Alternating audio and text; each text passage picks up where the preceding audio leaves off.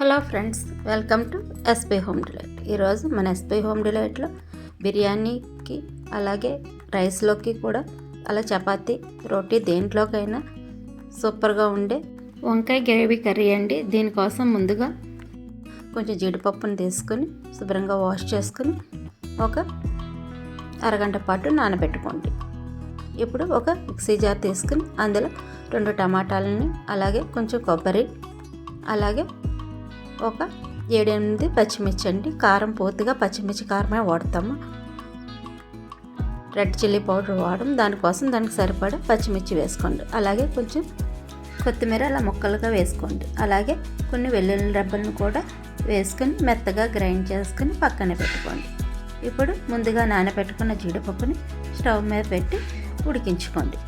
జీడిపప్పు కొంచెం మెత్తపడే వరకు ఉడికించుకొని పక్కన ఉంచుకోండి. ఇప్పుడు ఒక ఫ్రై ప్యాన్ తీసుకుని అందులో ఆయిల్ వేసుకొని ఆయిల్ వేడయ్యాక కొంచెం జీలకర్ర అలాగే కొంచెం కరివేపాకు పచ్చిమిర్చి కూడా వేసుకొని వేగనివ్వండి. ఇప్పుడు సన్నగా కట్ చేసుకున్న 2 ఉల్లిపాయలను కూడా వేసుకొని వేయించుకోవాలి. ఈ ఉల్లిపాయలను మూత పెట్టి మగ్గించుకోండి. ఈలోగా ఇప్పుడు వంకాయలని ఇలాగా కొంచెం పెద్ద ముక్కలుగా సన్నగా పొడవుగా కట్ చేసుకోండి. ఇవి కలర్ చేంజ్ అవ్వకుండా కొంచెం ఉప్పు పసుపు వేసిన వాటర్లో వేసుకుంటే కలర్ చేంజ్ అవ్వవు. ఇప్పుడు ఈ వంకాయ ముక్కలను పక్కన పెట్టుకోండి. ఇప్పుడు ఉల్లిపాయలు బాగా మగ్గిన తర్వాత ఇప్పుడు కట్ చేసుకున్న వంకాయ ముక్కలు కూడా వేసుకుని వంకాయ ముక్కల్ని ఇలా ముందు ఆయిల్లో మాత్రమే మగ్గించుకోండి. ఇలా మగ్గించుకుంటే వంకాయ ముక్కలు చాలా టేస్టీగా ఉంటాయండి. అందుకోసం చెప్పి ఇలా మగ్గించుకోండి.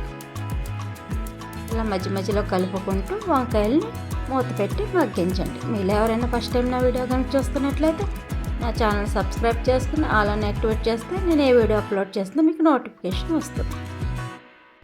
ఇలా మధ్యలో కలుపుకుంటూ ఆయిల్లో బాగా ఫ్రై చేసుకోవాలండి. ఇవి పూర్తిగా వంకాయలు ఈ ఆయిల్లోనే మగ్గిపోవాలి, అంతసేపు మగ్గించుకోండి. ఇప్పుడు ఇవి పూర్తిగా మగ్గిపోయాయి కదా, ముందుగా గ్రైండ్ చేసుకున్న మసాలా పేస్ట్ కూడా వేసుకొని బాగా కలుపుకొని మూత పెట్టి మగ్గించాలి. ఇప్పుడు ఇందులో కొంచెం పసుపు వేసుకొని కలుపుకోండి. ఇక్కడ కారం కూడా వేయట్లేదండి. అంతగా మీకు పచ్చిమిర్చి కారం సరిపోతే ఇక్కడ కారం వేసుకోవచ్చు, కాకపోతే నేనైతే వేయట్లేదు. ఇప్పుడు జీడిపప్పు కూడా వేసుకొని కలుపుకొని కొంచెం వాటర్ వేసి ఉడికించుకోవటమేనండి. ఈ విధంగా కలుపుకున్న తర్వాత కొంచెం వాటర్ వేసి దగ్గర పడే వరకు ఉడికించుకోండి.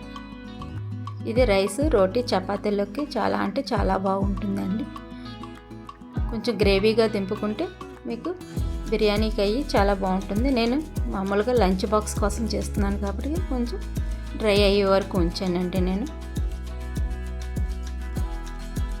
ఈ విధంగా ఉడికించుకోండి. చూడండి, కూర అంతా దగ్గర పడిపోయింది. ఇప్పుడు స్టవ్ ఆఫ్ చేసుకుని సర్వ్ చేసుకోవటం అండి. ఎంతో టేస్టీగా ఉండే వంకాయ గ్రేవీ కర్రీ రెడీ అయ్యండి. మీకు నా వీడియో కనుక నచ్చినట్లయితే లైక్ చేయండి, అలాగే షేర్ చేయండి. Thank you for watching.